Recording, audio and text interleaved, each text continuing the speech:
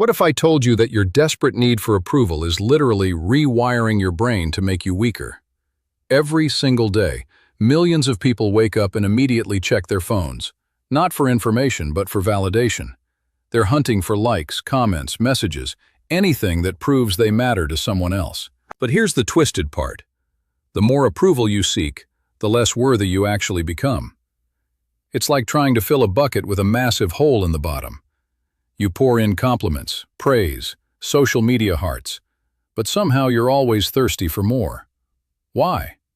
The brutal truth is that when you constantly seek validation from others, you're essentially handing over the remote control of your emotional state to strangers.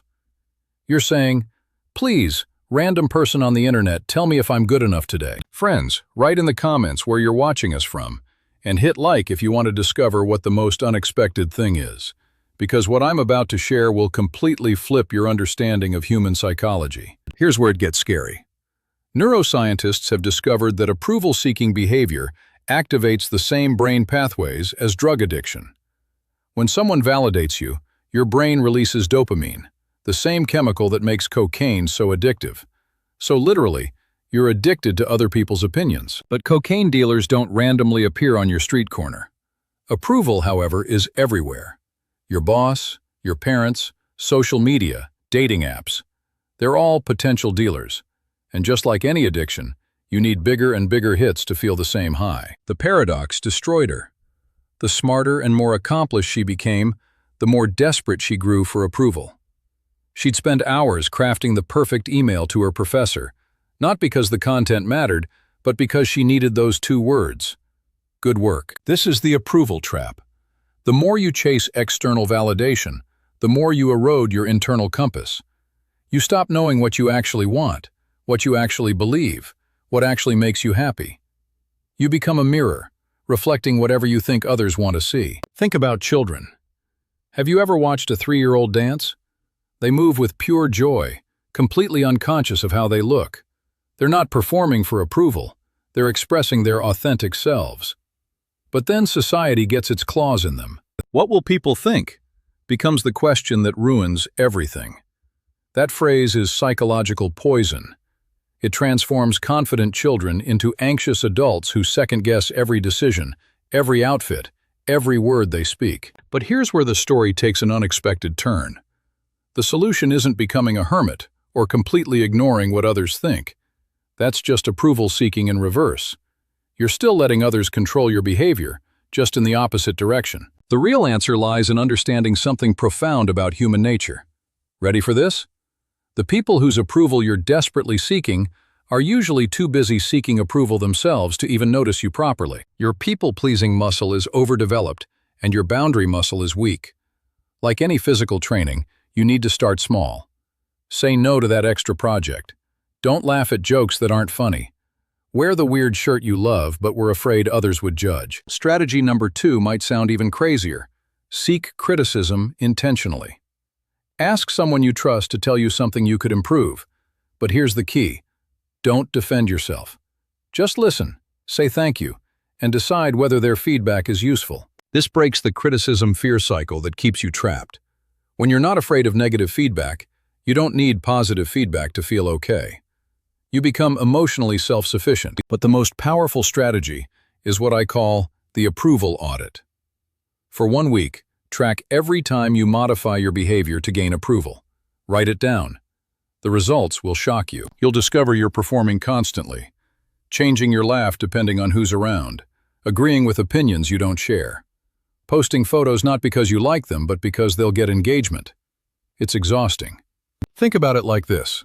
If you care about everyone's opinion equally, you care about no one's opinion meaningfully.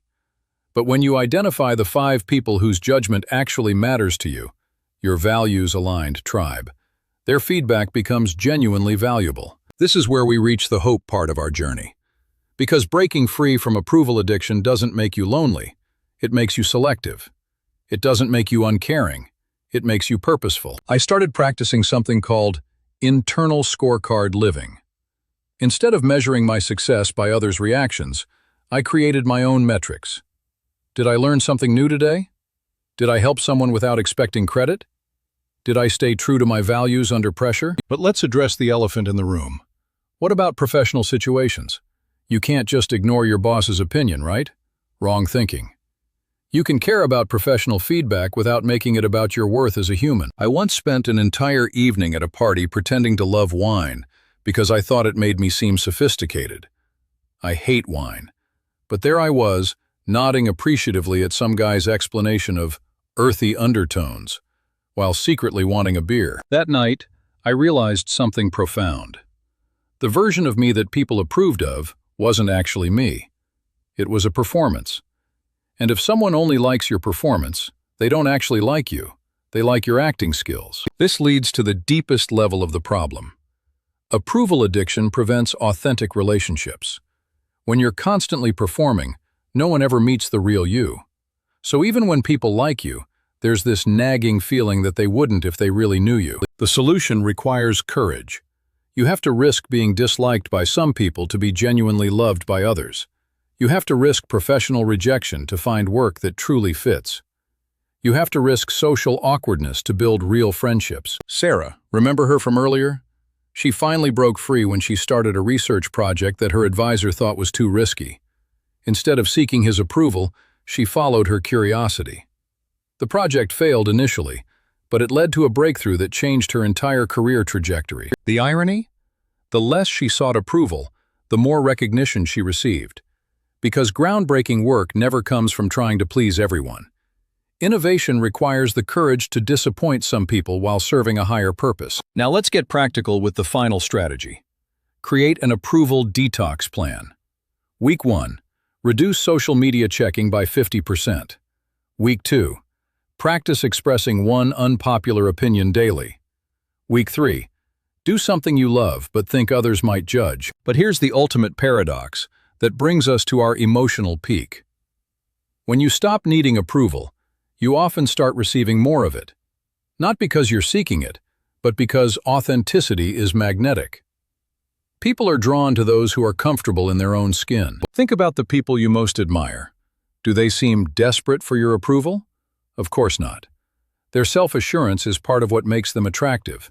They have opinions, boundaries, quirks. They're three-dimensional humans, not people-pleasing robots. The final truth that will set you free.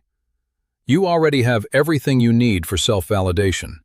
Your experiences, your growth, your values, your intentions. These things matter more than any external opinion ever could. Stop outsourcing your self-worth to people who don't know your story, your struggles, your growth, your heart. You are the only person qualified to judge whether you're living up to your own potential.